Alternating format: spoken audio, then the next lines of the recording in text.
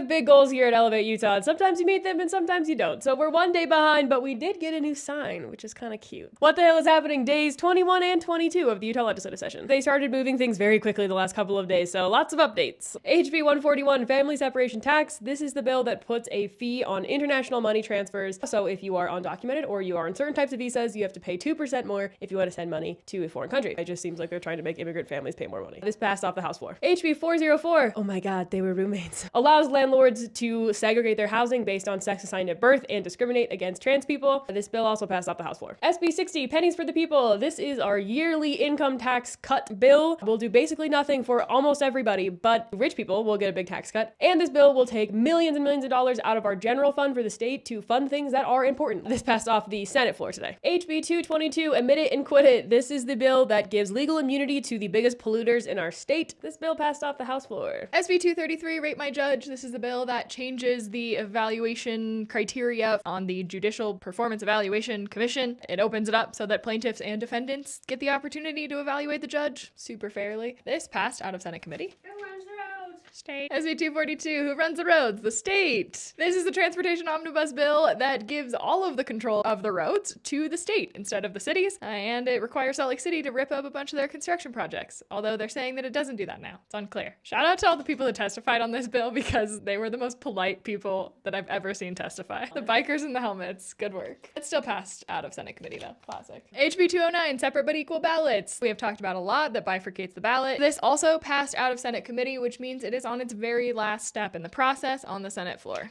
Terrible. HB 96, Brogan RX. This is Trevor Lee's ivermectin for all bill. Would have made it so that you could get ivermectin at any time over the counter with no prescription and no reason. And it failed in committee. Yay.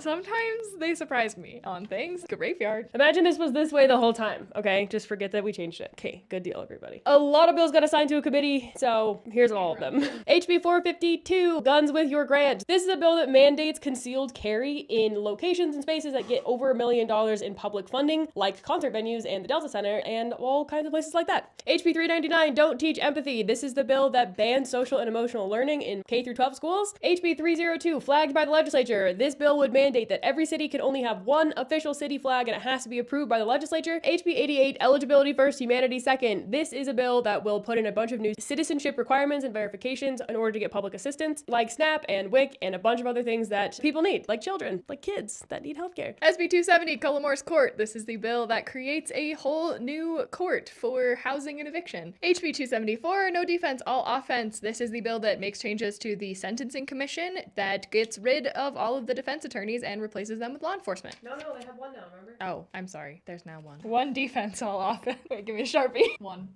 HB 214, gun industry get out of court free. This is the bill that makes it harder to sue gun manufacturers. HB 193, unfair care. This is the bill that bans any public funds being used for any gender affirming care, like public employee health insurance being used for gender affirming care. HB 174, T-minus 6 months, requires any minors who are currently getting gender affirming care to taper off within 6 months.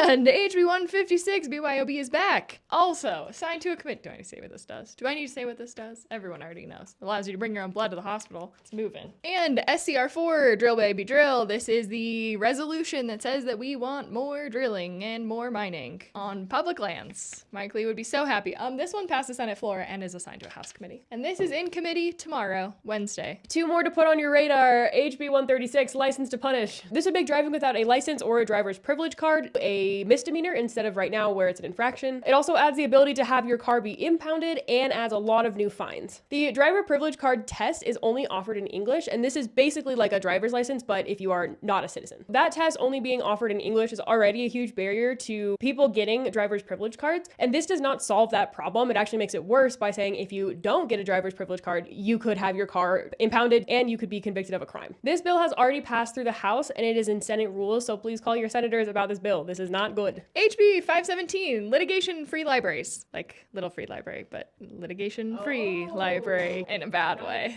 Not not in a cute way. This is a new bill by Ken Ivory, who runs a sensitive materials book banning bill every single session, so this is his annual book banning bill. This bill makes it harder for anyone to sue the state for our book banning. So in response to the ACLU suing the state of Utah, now they are just giving the entire government immunity from these violations of free speech. This is new, and it's in House rules. As a reminder, we have our weekly Hill Talk event tomorrow, Wednesday, with Better Utah and Better Boundaries. We are very excited about it. It is going to be focused on the next generation, and we have a ton of organizations that are coming to join us. So come tomorrow, 6 o'clock. Please RSVP at the link in our bio. It helps us quite a lot to track how many people are coming, and so we know how much pizza to buy. Bye. Bye, everybody.